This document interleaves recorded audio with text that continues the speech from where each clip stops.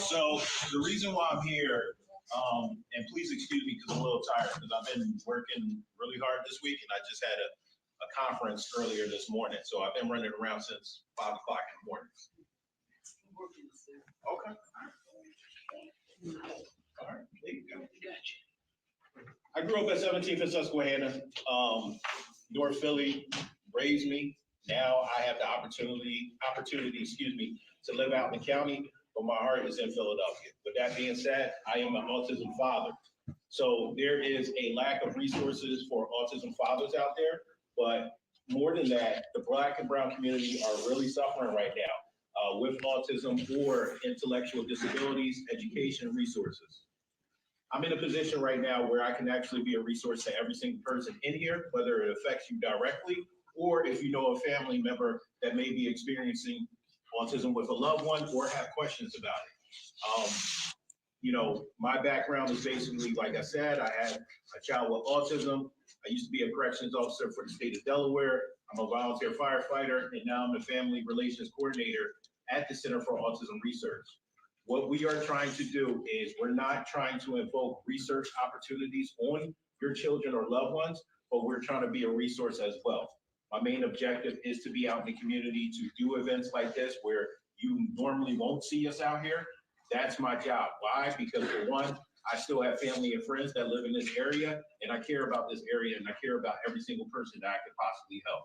So I wanted to come out here today to give you an overview of the people on my team that's in that handout, but also too the information on what exactly we do, what can we do, and give you my business card too, just in case you want to talk offline and say, hey, you know what? I've seen you here as Baranza and I have a couple of questions, or even give that card to a family member. It does not matter. My cell phone number, which is the 445 number that is listed inside of the packet and also on my business card, that's my work cell. I tell you right now, I don't care if you text me or call me at 9 o'clock at night, I'm going to answer or I'm going to respond to a text back. We can sit there and talk. I can designate some time to actually talk to you, whether it's meeting you, invite you down to the building, meet you where you're at. That's what I'm about, is really helping to educate the community and see what resources you actually need. So anybody in here affected by autism by any chance, or know somebody, or maybe have a question about autism? Okay. It's not going anywhere. I'm going to tell you this right now. It's not going anywhere. If you are not affected by it right now, you probably know somebody on your block that's exhibiting some signs of autism. Oh, 10 minute chat. I'm not even going to be that long. That's it. So I want you guys to know that there is a resource out there. I'm not bad mouthing or talking about other hospitals or health organizations. I can only speak for myself. I'm out here in the field and I'm working these type of events to sit there and put myself out there. I'm an autism father. My son is Shane. He's 15. I've been through the struggle. I've been through family court, every single thing that you could possibly be through. As a man, I've been through that. So I have no shame to tell my story and to make sure that people know that they have a resource out there and that their child is going to be okay. And I really do mean that. You can look me up on Google. I swear, I'm not trying to be, vain or anything, but you can look me up at Google. I've been doing this since 2014, before I even had this position. Even when I didn't have a job, I was sitting there and spending $250 for a podcast show and paying for it to give out resources on air for families and autistic fathers. I have a passion for this. So anybody that needs my help, please reach out to me. You got grandchildren that you may have an inclination about, reach out to me. We can definitely talk about that, and I can tell you whether it's a yay or nay, or at least point you in a direction to someone else. And I'm not talking about a generalized number or email address, but someone with a first name basis that can meet you where you're at and actually start to help you guys. So that's it. I appreciate you guys helping me out. A lot of resources passed out. Anybody have any questions before I get out of here? Can you talk? Yes. Could you give us at least one sign that can be an indication that a child might have autism? That's a very good question. So, because we don't know, right? So sometimes. So it really depends on the age, but I can give you, stemming, which is something my son used to do. Let's take an example. He loves trains. So he would take 2 trains He would line it up right at the exact edge of the table, and then he would sit there and bend down and go back and forth. That's giving him sensory regulation, basically calming his mind down, because the normal autistic individual, their mind is like this. Everything in this room is heightened times 20. So they're always looking at something. They can zone in on anything that's going on. If you was on your computer like Ian right now, they would zone in on this. They would hear so many different things. That's one. Hand flapping is another one. How about the eyes? No contact. Hand flapping. Yeah, so like this, rocking back and forth. That's a sensory regulation. What has actually been known is something that my son does is you catch yourself staring at something and you kind of get lost. That's actually a sensory regulation too. So if you see a child just sitting there and they're just looking, it doesn't necessarily mean that they're autistic, but that is one of the traits.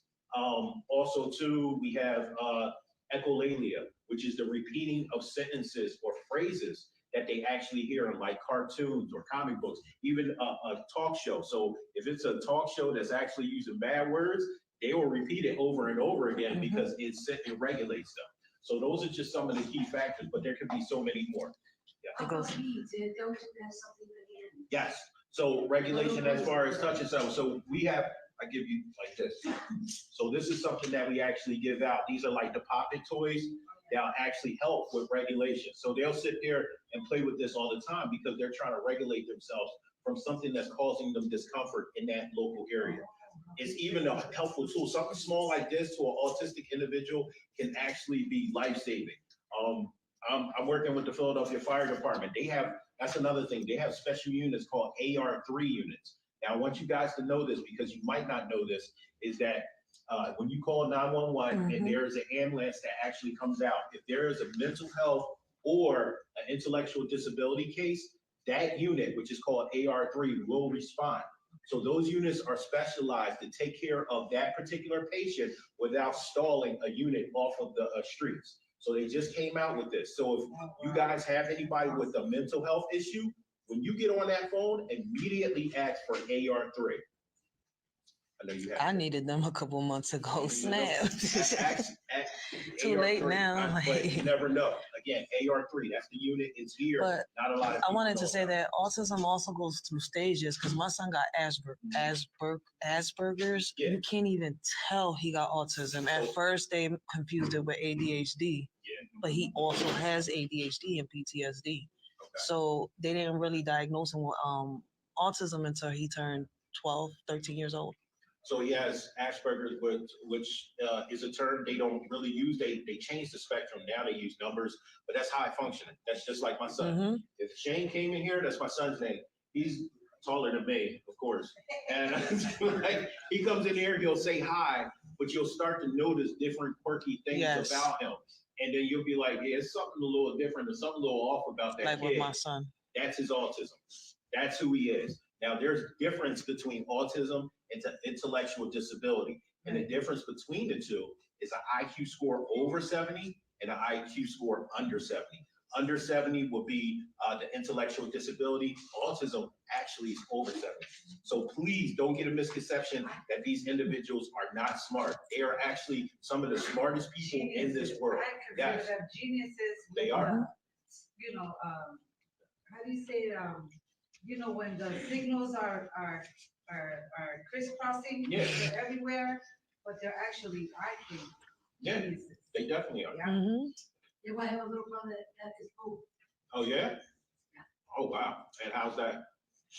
I found out about the autism later on. Okay. Because you always had to have a bead or something in his hand to go like this. Yeah. Otherwise, it puts his lip. Yeah, he bites his lip. Does something to regulate that sensory issue right there. What's up? Yeah, I have a question. I know that you typically from youth or anyone that is born with that do have autism, they typically be born with, right? So can an adult, can you not be born with autism? Can have autism when you're like an adult or? No. So autism is a neurological condition. Just like you started off, you are actually wired.